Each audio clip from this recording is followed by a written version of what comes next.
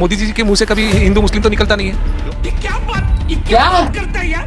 मुझे तो था यूपी के चुनाव में शमशान कब्रिस्तान सबसे पहले उन्होंने बोला था, सबसे पहले दिवाली और रमजान उन्होंने बोला था। तो आज की वीडियो में फिर से हम रिएक्शन करने वाले हैं एक अंधभक्त पर। काफी दिनों के बाद हम अंधभक्त पर फिर से रिएक्शन करने वाले हैं। कुछ हमारे पेपर्स चल रहे थे इसलिए थोड़ा मसरूफ था। आइए फिर से रिएक्शन करते हैं अंधभक्त पर और देखते हैं उनकी अंधभक्ति। आइए देखते हैं, बैठ मजा आएगा। मोदी जी के मुंह से कभी हिंदू मुस्लिम तो निकलता नहीं है। ये क्या बात करता है यार।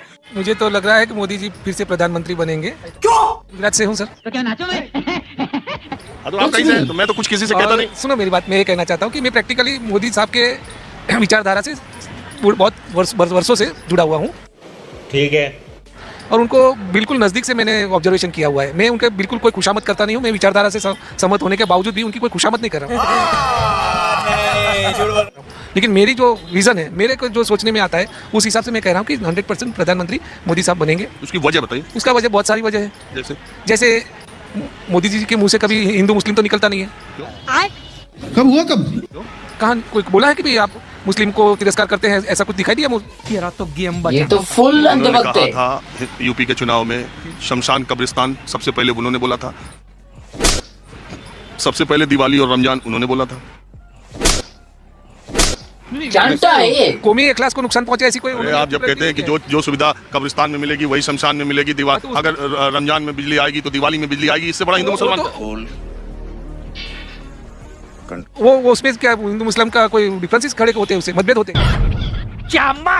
देखिए उन्होंने तो कोई ऐसी बातें कही नहीं, लेकिन लोगों के मानस पट पे ऐसा इंप्रेशन बना हुआ है कि ये हिंदुत्व के फेवर कर रहे हैं, हर वक्त मुस्लिमों को दबाते रहे। लेकिन इतने तेजस्वी लोग हैं हमारे पास। लेकिन कभी तक तो ऐसा कोई बात ये है कि भारत एक धर्म, जो लोग ये कहते हैं कि वो हिंदुत्व को बढ़ावा देते हैं या हिंदुत्व की बात करते हैं, उन लोगों का तर्क ये है कि भारत एक सेकुलर स्टेट है, धर्मनिरपेक्ष राज्य है, संविधान की प्रस्तावना के हिसाब से।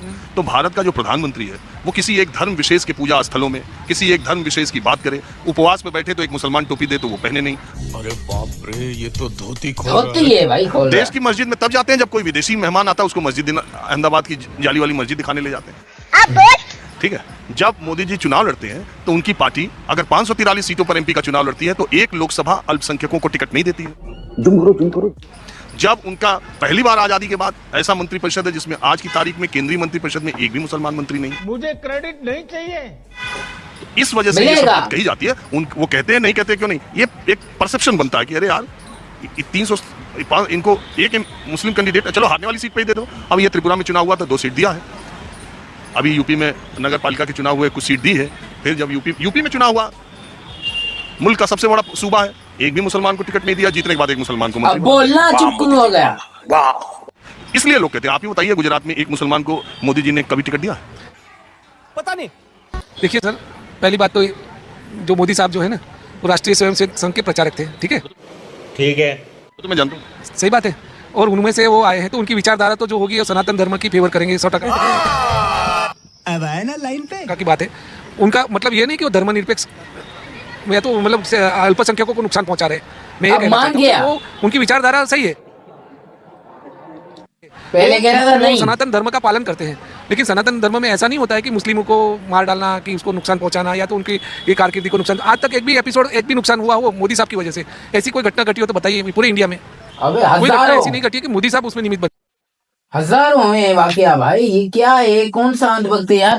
पहली बार ऐसा देखा है अंकल अंधभक्त भाई। इनकी इतनी एज हो गई और अभी भी बात को नहीं समझ रहे।